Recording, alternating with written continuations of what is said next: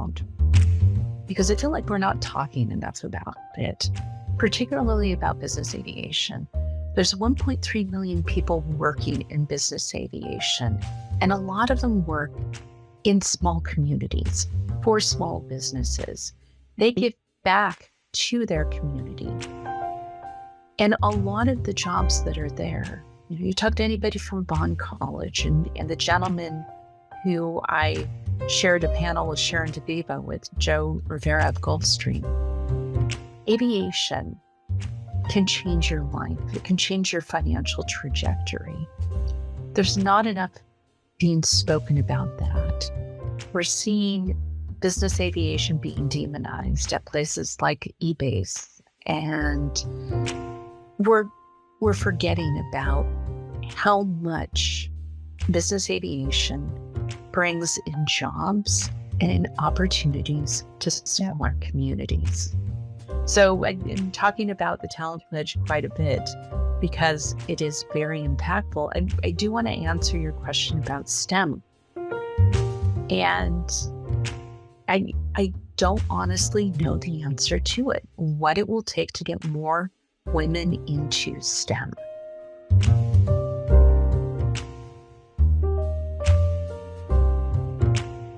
Hello and welcome to the Business Aviation Collective podcast, sponsored by LB Aviation.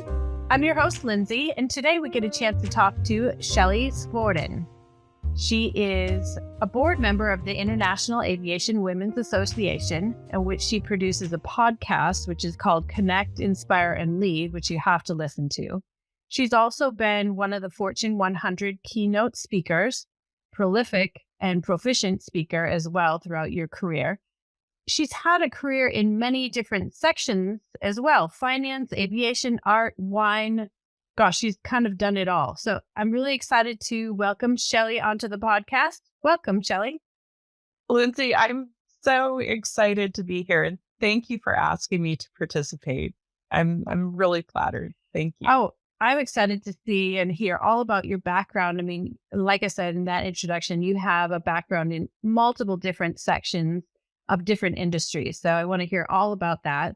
Maybe I'll start out my question, kind of like many podcast guests we ask, how did you even get into aviation? Well, it was a bit of being intentional as well as accidental. Okay. So, full disclosure, I am a Marine brat. My father was a colonel in the Marine Corps. Well, once a Marine, always a Marine. So he's still a Marine. He's just retired from active duty. Okay, yeah. But apparently I have been in helicopters ever since I was 6 months old. When I was in high school, he was taking me into the hangars. We're looking at logbooks and records. He'd pull me out of class sometimes so we could go fly the simulators when there were knobs all over the place. No, then not so much. But well, I was always intrigued. But when you don't see somebody who looks like you, meaning there were no women around, yeah, I never thought it would be something that I could ever do. And, you put that aside.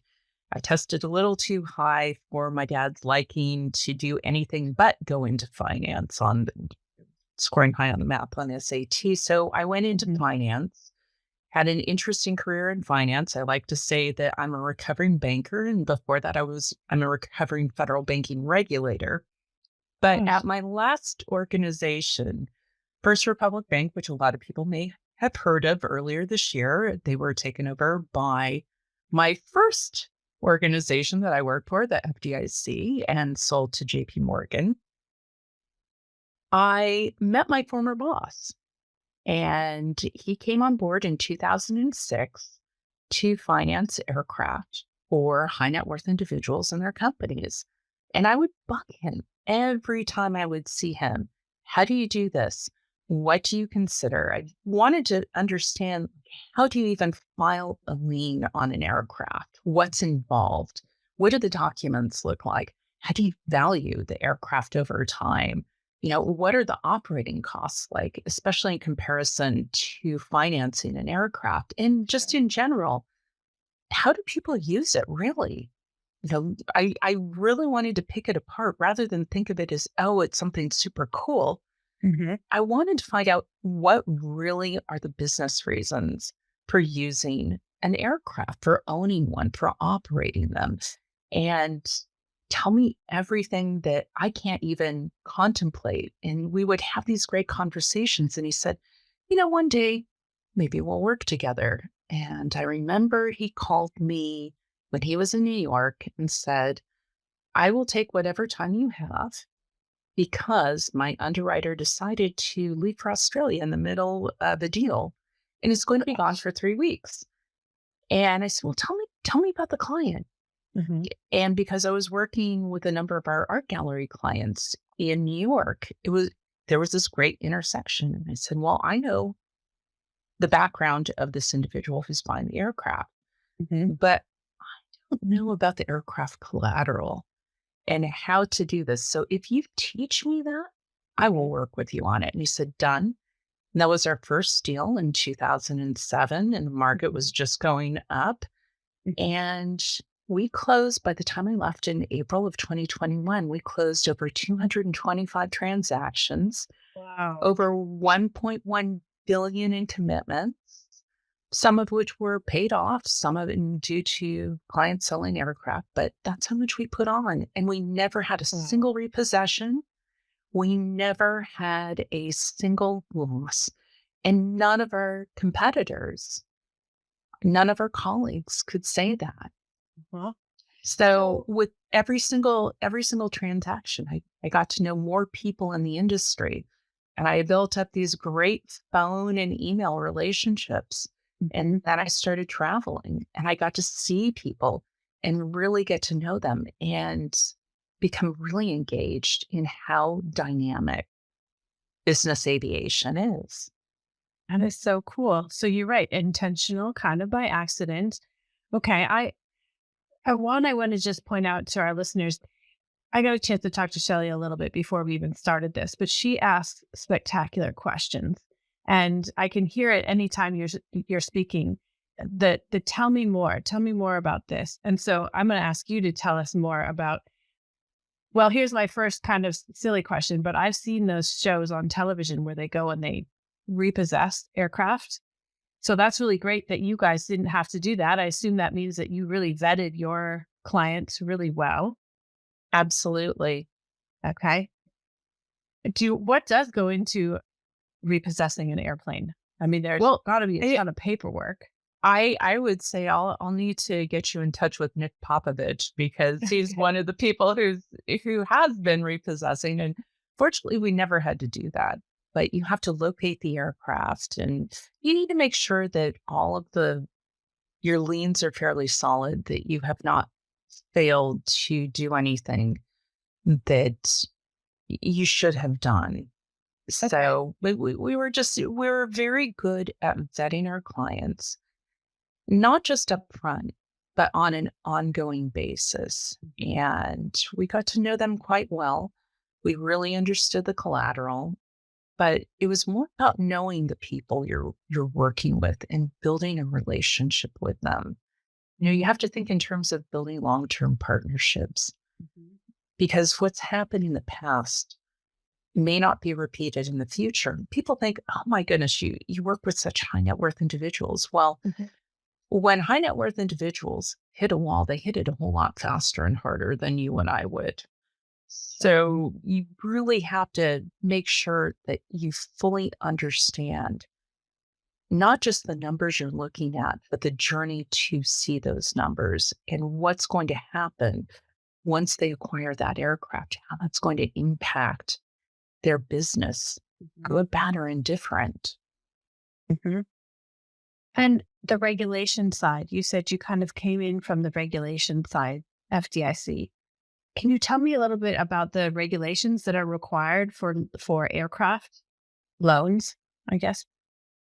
Well, the biggest one that's come about over the past several years is know your customer due diligence or KYC. And this is something that should be made a practice for everyone who has any funds going to them or from them in order to complete a transaction. You really need to know the source of the funding, who the people are, how the company's formed, and where the money is going to. And that's part of a broader governmental focus and on anti-money laundering that affects not just the banking industry, but many other industries as well.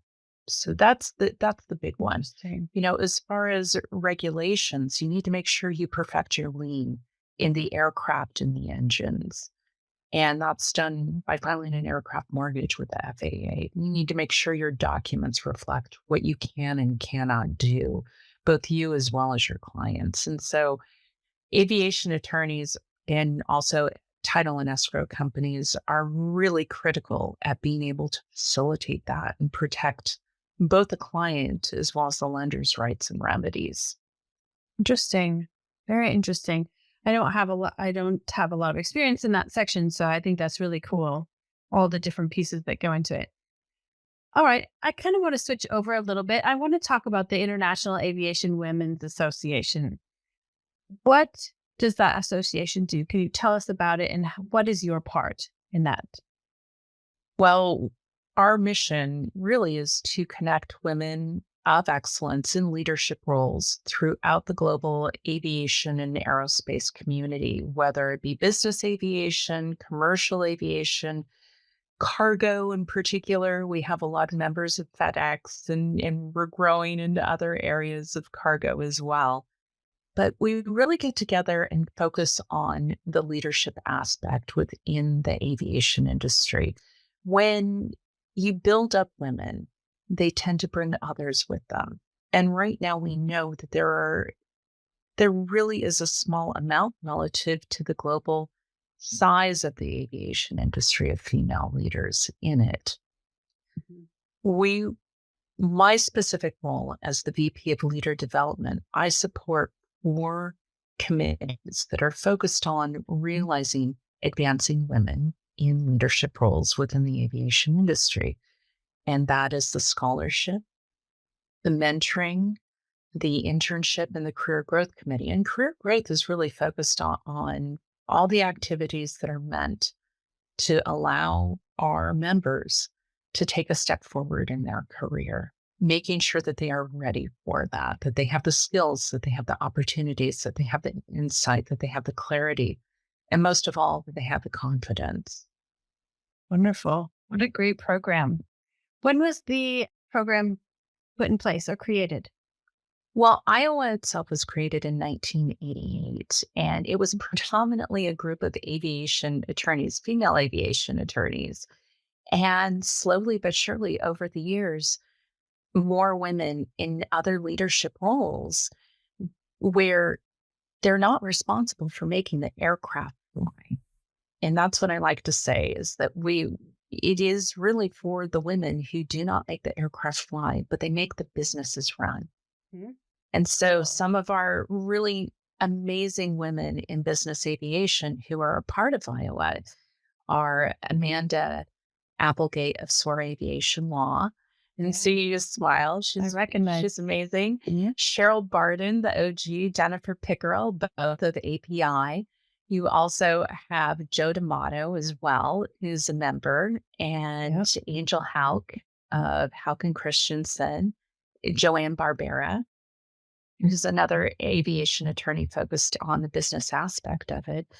And I'm tickled to say 2 of my favorite up and coming rising stars in the aviation industry, Myrta Simons of Clay Lacy, who became one of the NBAA's 40 under 40, as well as Yeah. Melissa Felix, who's my mentee in our mentoring program. She just received an IATA scholarship.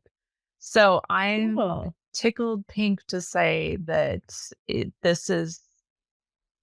you're seeing these amazing people do fantastic things.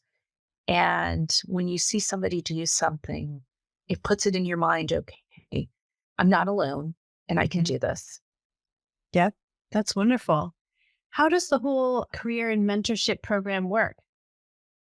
So the mentoring program is for Iowa members, and we also allow men to become members. They are specifically called our advocates, and we're testing it with a couple of advocates, a few that you may know. One in particular, Dustin Cordier of O'Gara Jets is one of our advocates who is mentoring a young rising star as well. And it really comes down to the power of AI. We use a program called Cooper.io, and people fill out 10 questions and then you hit match. And it's unbelievable some of the matches that have happened. We've had roughly 100 people join the program, either as a mentor or a mentee, and some mentors have a couple of mentees. But we've seen so far 20 of the people who participated in the program take steps forward in their career. Wow. This comes down to having it be a 12-month program, goal setting, and focusing on the things that you can do. And that's really the ethos. And the thing that I really like about Cooper is that they solely focus on mentoring.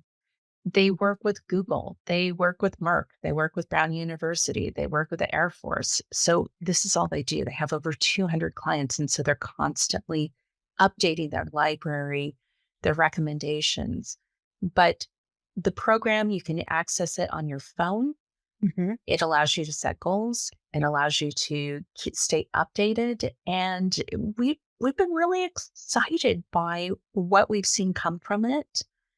And we've had the great fortune to be able to partner with the ISTAT Foundation for the past 2 years. They've supported the cost of the software platform.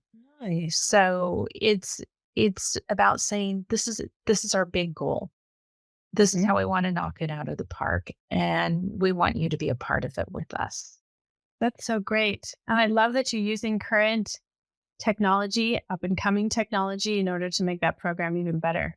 So cool. I'll have to definitely look into Cooper. Sounds like a great program. So, very cool. Let's switch. Let's see. I want to switch a little bit to your current company that you own. It's called Infinite Branches, and you've been doing that for over 2 years. It looks like almost 3 years now. What do you do with Infinite Branches?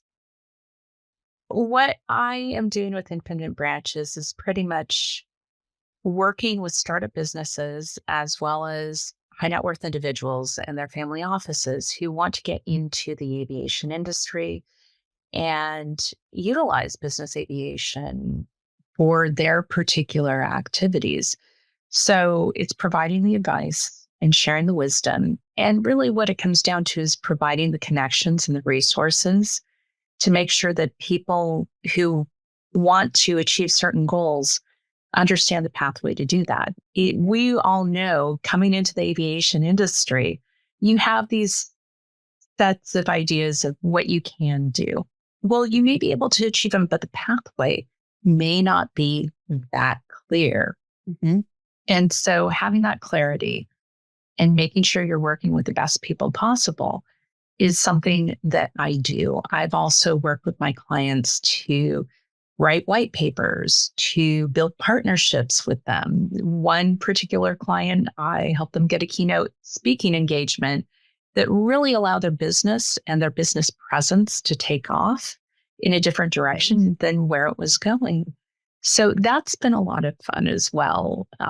I also don't just stick to aviation. I have specialties in maritime, otherwise what people would think of as private yachts. I also work with those in the wine industry because I've had a career both as a lender and also working in corporate finance for many wineries and also in the art industry too. So I'm able to touch a few different areas. But it's the same thought process that I try and give people clarity and give them the support that they need in order to achieve their goals. And it's on my website. I start with, what does success look like for you? That is so cool. So you said something before we started recording as well that really hit me. And it talks about the fact that you don't have to be in just one industry. Can you tell the audience more about that? I think it's really important. Greg Principato and I were having a great conversation, and this is recorded on the podcast, but some of the most long-lived people are dynamic. They're constantly learning. They're constantly learning about new topics. And so they don't stay in one particular lane. And that's healthy. We need that perspective of how things work and how they don't work if we want to move forward as individuals and also take our company and our colleagues with us. So for me, it's really important to be able to move across multiple industries and get to know people in them. And I don't have to know everything. This is the power of building partnerships, building friendships, building community. This is where it comes into play. And I'm finding as I go back into the wine industry, people are excited to welcome me back, but also people in the aviation industry really respect and value what I'm bringing back to the aviation community. So it's incredibly exciting to always be learning something new and really tapping into my curiosity. My husband likes to say I don't have a dimmer switch. And what he means by that is that I'm either on or I'm either off. There's nothing in between. And he knows that when I'm engaged and when I'm excited about a particular topic, I'm just going to go and continue to ask question after question after question. And I'm not afraid to just rip up what I've written because I found something better to write about. Oh, that's wonderful. Wonderful. You got to tell our audience a little bit more too about WWSD. What does that mean? In case anybody sees it out there now. That came about, well, going back to the wine industry, a lot of times going out to industry events, people knew that I lived in the Napa Valley and I've worked in the wine industry and with some of the most storied wine labels that are out there. And so they typically make sure that the list is placed into my hand and I will find something on it that people have never tried, have never heard of in many situations, but they're going to have a good time with it. It's going to taste great. We're going to have fun together because good wine is meant to be drunk with good food and great friends to make the most fabulous memories. And I'm a firm believer in that. So WWSD came about from an industry event, a curated dinner, and the host held up a sign, WWSD, and I was like, what do you mean? And they said, what would Shelley drink? And I'm like, well, give me the list. And so we ended up walking into the cellar to pick out and view the selection and also have a conversation with the sommeliers. So from time to time, I'll put out a post titled WWSD, and it's meant to all of my aviation friends. It's okay to get excited and curious about learning more about wine and having fun with it. That's so cool. And what a really cool way to bring in the fact that you don't have to focus on just one industry. You've got wine, aviation. Those two things definitely go together quite often. Dinners, hosting clients, being hosted. That's so fun. All right. Well, I'm going to keep an eye out for the posts that say WWSD. Very cool. I kind of skipped over just a little bit of or part of the Iowa group, and that was the podcast. So you produce a podcast. We mentioned it just briefly before. It's called Connect, Inspire, and Lead, which you said is also basically the motto of the Iowa group. I guess I just want to know more about your podcast. What do you guys talk about and who do you have as guests? Well, I try and get a diverse group of people, age, experience, focus, location in the world where they're from, and ask them a couple of issues on leadership, because that is what Iowa is about. It is connect, inspire, and lead. I want people who listen to this to feel connected to the people that they are listening to. I want them to take away something from it that maybe they hadn't heard in the manner in which the person described. And I want them to think about things that could amplify their own leadership or areas that maybe they may want to work on. So some of the people who we've had on, I mentioned Greg Principato. Well, we've also had a couple of our Iowa scholarship recipients over the years. Maeda Ravin, she is originally from Iran and she's studied at Enoch in France. And we also had Karina Manasseh, who's originally from Tanzania, who also studied, believe it or not, in France as well. And listening to what they had to say and the focus that Iowa has in selecting, really not just selecting, making an investment in the future of the aviation industry is really important. Justin Cordier has been on it. Amanda Applegate's been on it. Okay. We've also had some pretty amazing women that you may not have heard of in business aviation. Sunila Samuel from GE, she's based in Dubai, but originally from India. And it was so much fun to talk to her. And she also runs her own podcast. So that was a lot of fun. And trying to think of who else off the top of my head. I go check it out on Spotify, have fun with it. I try and keep it to about 15 to 20 minutes. Some of the conversations have lasted over an hour. And so it's always hard, do I cut this out and how do I make it crisp? Because I want it to be impactful rather than a lengthy discussion. And if you ever want to get to know anyone who is out there that you've listened to, that they've said something that resonates with you, look them up on LinkedIn. Right? I would say 99% of people who are doing podcasts, or 99% of people in general, are willing to share their thoughts, have a conversation. They're going to reach back out. They're going to answer your questions that you have. I think people in general, they're very nice. I think most people are. I had such a great time speaking with Lorena Valencia, who's an attorney in Mexico City. And she just up and left her legal firm in the middle of the pandemic. But she did it for a very important reason. And you'll have to hear the podcast to describe it. But one of the things that, and I never ask people to give it as a testimonial to Iowa, it just kind of comes out from time to time. And what she had to say is that her clients appreciate that she's involved in Iowa because it shows that she's connected to something and that's meaningful to them. And I thought that was really profound. I'd never thought of it that way.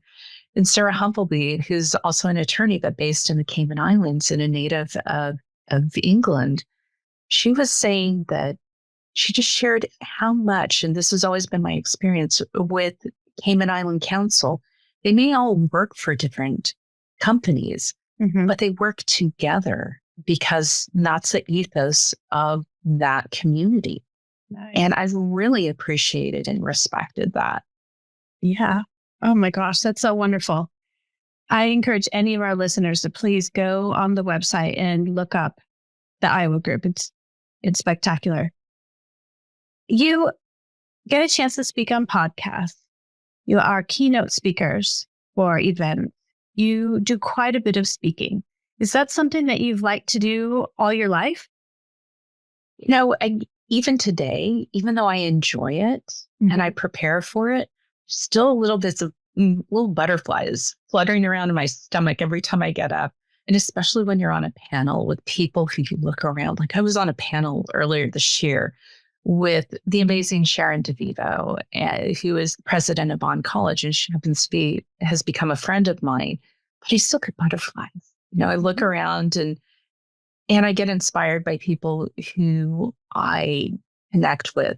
And when I wrote my keynote speech, and that was for FedEx's annual women's event for FedEx Express. So it was seen by about 1,000 people globally. Wow. Yes, because they televised it across their various locations throughout the world. You want to make sure that you have a message, that there's something that resonates with everyone, that it's authentic, that at times, you can have these low moments and you can talk about, being able to pick yourself up from them. But you also have to have a little bit of humor too. And so I try and sprinkle that in because if you want something to resonate with people, it needs to be attainable. It needs to be achievable and it needs to be worthwhile. Mhm. So I spoke about my career and leaving a place where I'd worked 17 years Oh, wow. and having nothing to go to. I was done. I was burnt out. And, the last three paragraphs are included on my website. And I hope that those who read that know it was heartfelt. And most of those concepts were there from the very beginning of writing that keynote speech. I took it very seriously, but I also had fun with it. And I wanted to make sure that it would be remembered and it would be uplifting. People would remember not so much the journey, but where I'm looking forward to. That's wonderful. That's so cool. I think a lot of people really would like to speak and feel comfortable, even if you do still have butterflies. But I think a lot of us, me included, I would love to learn to speak better, more often, more confidently. Do you have any suggestions for people, maybe like me, that might want to learn more about that? Well, first of all, you have intention and you're Okay. curious. And so you have to start with that, Mhm. but also understand anything you do, like speaking, it's a skill. And the more you do it, the more you take in constructive criticism Mhm. and say, okay, this is how I'm going to do it next time is fantastic. So get out there, whether it's, I know there's Toastmasters is a great place to go to Sure. and start speaking. I started off in middle school and then high school. I did competitive speaking and it was something that's always stayed with me. But there are times when I get a little nervous and it's just knowing I've done it before and I Mhm. can do it again. And sometimes I have to have like these visuals in my head that everybody out there in the audience is wearing sequin Esther Williams mermaid suits. Yeah. That'll make me smile if sometimes I'm up on a stage and I'm smiling very, very loudly. It's because this is what I'm seeing. That's awesome. So maybe not everybody naked, like, which I've heard that one before, but put them in some type of an outfit. Yes, antlers, Oh, that's a good one. whatever does it for you that makes you smile and gives you comfort and confidence. Oh, that's awesome. Very cool. Good advice. Want to talk also about the mentoring program. So you've done quite a bit of mentoring, and you said something to me prior to starting the recording today. And you talked about mentoring going both ways and the actual definition of mentoring. Perhaps you could talk a bit more about that. Well, I believe that when you are mentoring, it is a pair and you have to give and you have to be able to receive. And it's on both ends. You have to come prepared to it. You have to be willing to put the work in. You have to be willing to recognize, you can grow too as a result. I've been very fortunate with the mentees that I've had. They have come prepared to work on achieving a goal. And we built around that. What is it going to look like when you succeed? Let's start backing up and say, where do we need to put the work in order to allow you to grow and be your absolute best? But along the way, it's very easy at my age. I'm over 50 to be jaded and say, okay, I've seen it all and, and done all these things. But the reality is that so much is changing now. Sure. The way people think, the way they react, the technology that they use. And if I'm not listening and asking questions Mm. of my mentees, I'm not going to grow. It keeps me from being stagnant. I remember one mentee was saying, I think I'm going to learn a new language. And I was like, well, how are you going to do that? And it wasn't like questioning whether or not she could do it. It was, I knew she could do it. I wanted to find out so I could Sure. probably do it too. So we were comparing different mediums for how to learn a new language. And so I'll tell Nice. you that, I did Portuguese for 2 years on Duolingo, and I've now Mhm. moved on to both French and Spanish. So just Cool. something that I'm having a lot of fun with. And it's courtesy of one of my mentees. Another one held my hand earlier this year over the phone. She was on the East Coast. I was on the West Coast. Somebody got very cute and decided to move my website. Oh, And so yes. I was on the phone, or actually online, for 3 hours figuring out what to do, and she was providing the wisdom, you know, because that was an area of real expertise for her. And I would not have made it through that without her there. There was no tears, wasn't a whole lot of cursing, maybe a little bit, but not a lot. I think, yeah, you totally deserve some curse words on that when things get moved like that. But we got through it. And you go through that and you realize, oh my gosh, I've built these great relationships in my life to where someone's going to take my call when I'm in a panic and Mhm. sit on the phone for 3 hours and give me the advice that I need in order to Mhm. get through this. And, this is someone too where I was responsible for making sure that she took one step forward. And because she had that confidence, she just took another step forward as well. And that's really exciting to see. That's growth. I bet. Oh, it's so fun to be part of that, even if you're just standing from behind watching. And cheering.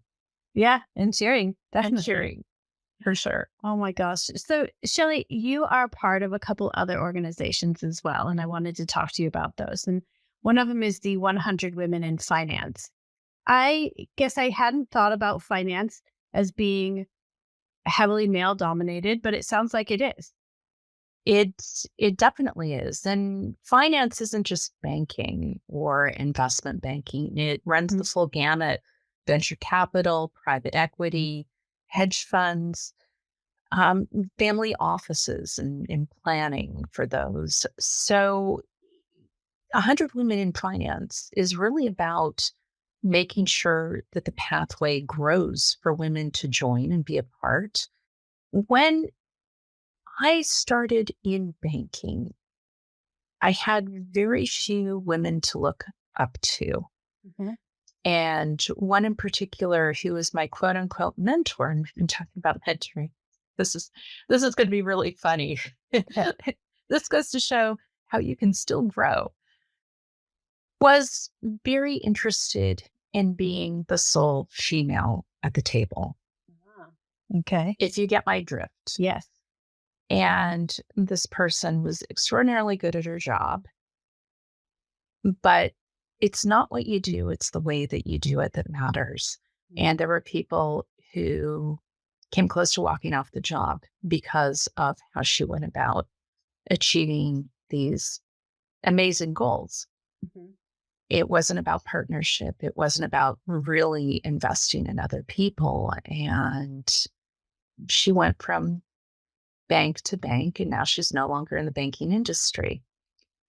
And you end up going through your life and seeing people who are compensated, rewarded for achieving these great financial milestones. But Mhm. at the end of the day, are you a good person? Yeah. And so for a while, I was dealing with this situation where I was seeing someone who did these not nice things to other people intentionally Mhm. be rewarded, and it messes with your mind, Sure. and it makes you not necessarily a great colleague. And so as you pull yourself out of it, when you have people who care about you hold the mirror up to you and say it's time to change and grow up, and you do, Mhm. then you can turn around and you can make investments in other people. And 100 Women in Finance is extraordinary in that they see the value in having more women at the table and working collaboratively together Mhm. in order to achieve those amazing results. it hurts us when there's only one woman in the room, Sure. Yeah. when we feel that there can only be one woman in the room. And that's something that I find across every industry. We shouldn't allow ourselves to think that we can be the only, that we should ever be the only. Right. Let's not place limits on ourselves. Well, Let's invest in each other. yes, invest in each other. And something you said earlier to me too is celebrate each other's successes. Absolutely. Yeah. Mm-hmm. And that's that, I can get a little carried away on LinkedIn, liking a lot of posts that I see. But for me, and maybe it was listening to Reid Hoffman about being generous with your likes when you see people doing great things. And that's what I try and do. It may irritate some people, so I don't mind if you mute me, but understand, I like seeing when both women and men do great things. Succeed and do. Yeah. I don't know why people would get upset about doing likes and posting cool stuff. I mean, that's pretty great. You're celebrating other people's wins. There should be nothing wrong with that at all. Now, do you think that the fact that we just have less women in kind of the STEM roles, like the mathematics and that type of stuff in our elementary and high schools levels, that's why we have less people in finance and even in aviation? And how does that tie into the other program that you're with? It's called Talent Pledge. I honestly think that when it comes to aviation, parents and guidance counselors only know of 2 or 3 jobs that are out there. And the Talent Pledge, which was started by the magnificent and amazing Shelley Svoren and Michael Wilds, is focused on the 800 plus jobs that are in the aviation industry. And making sure 800 plus jobs. 800 plus jobs. And so this education needs to happen. It needs to happen at a young age, but it also needs to happen with the parents and the guidance counselors. And that's what the Youth in Aviation Task Force for America, going back to Dr. Sharon DeVivo, because she led that, that mandated, I have it on the tip of my tongue, but yes, you know exactly what I mean. Okay. It was the program by the FAA. We have to get to the parents. We have to make sure that they understand there's so many other possibilities. Don't turn people away when they come and talk to you about these other opportunities. I remember when I was in college, Law and Order was, not Law and Order, LA Law was the big TV show. And everybody wanted to be a lawyer. And other opportunities for people were being sidelined. And these things come and go. It all depends upon what's out there in the media and what people can touch, or they feel like they can touch, and they can see it as a pathway forward. I want to say something really profound because I feel like we're not talking enough about it, particularly about business aviation. There's 1.3 million people working in business aviation, and a lot of them work in small communities for small businesses. They give back to their community. And a lot of the jobs that are there, you talk to anybody from Bond College, and the gentleman who I shared a panel with Sharon DeVivo with, Joe Rivera of Gulfstream. Aviation can change your life. It can change your financial trajectory. There's not enough being spoken about that. We're seeing business aviation being demonized at places like eBase, and we're forgetting about how much business aviation brings in jobs and in opportunities to smaller communities. So I'm talking about the Talent Pledge quite a bit because it is very impactful. And I do want to answer your question about STEM. And I don't honestly know the answer to it, what it will take to get more women into STEM. Yep. That's a hard one. It's a hard one because it's not just are the numbers there in the schools, are the number of female teachers there in the schools so that women can have a step forward and understand that there's somebody who's been there before them. And that always gives you a bit of confidence. We can invest, as I talked about before, by going into these schools, by being partners, by being mentors, by providing internships, by giving them a pathway to grow and succeed. And there's a lot of reasons why women have not taken as many steps forward. Iowa jointly partnered with Oliver Wyman on a study you can find on our website called Lift Off to Leadership that gives some of the reasons why women are not advancing and some of the potential solutions. And going back further to Iowa, that is what our Career Growth Committee is looking to address. Okay. Wonderful. And I think I always like to point out too, it takes people like you to actually go out and move these organizations forward and go out into their community and talk, be a speaker, be a role model. And I think I've said it a little bit before on other podcasts. I feel like it's an obligation for any of us in aviation. We need to go out and we need to give back. We need to attract more kids, more people to this industry. And it's not, we have to stop looking at it as, oh, so and so is going to take care of that. I really think it's something that each one of us has to do. It's part of our job.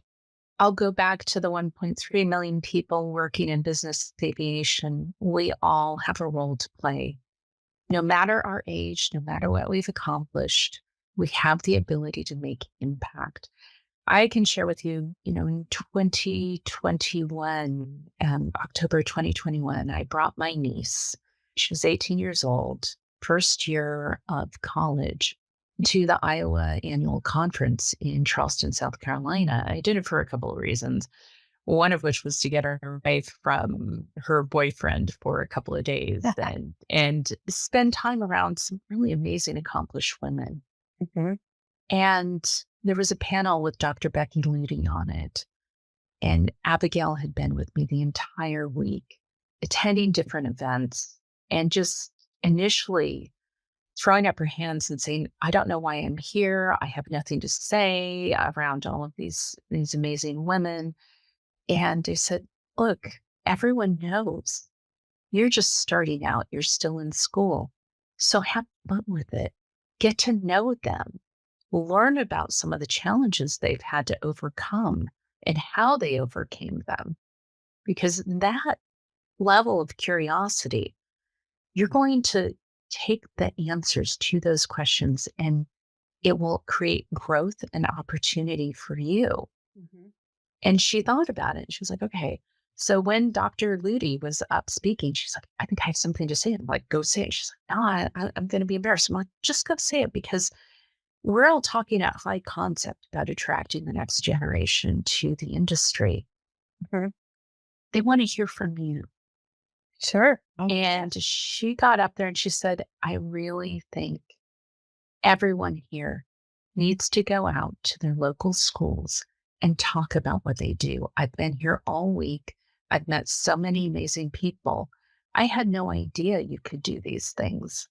I never knew that because we're not talking about it. Yeah. It's very true. Very true. I wish that more kids could go to these different conferences and events that there are out there. I think it's really helpful. I brought my youngest to the S&D conference. That was really impactful. This year, my older one will be going along just exactly for what you're talking about. Get out there and see what other people are doing. Look at these really professional and just wonderfully accomplished men and women out there. And it shows that path that you were talking about before, where you can visually see somebody doing it and you think, I can do that too. Well, Shelley, thank you so much for taking your time today to speak with us. Hey, if somebody wanted to reach out to you and talk to you directly about perhaps your business or any of the other organizations that you work with, how would they find you? The best way to reach me, I'm pretty active on LinkedIn, just send me a DM, and I look forward to hearing from people and answering questions and, learning a thing or two about them. I mean, I do live by the motto ABC, always be curious. That's wonderful. Great. Thank you again very much, Shelley, and hope to speak with you again soon. Thank you, Lindsay.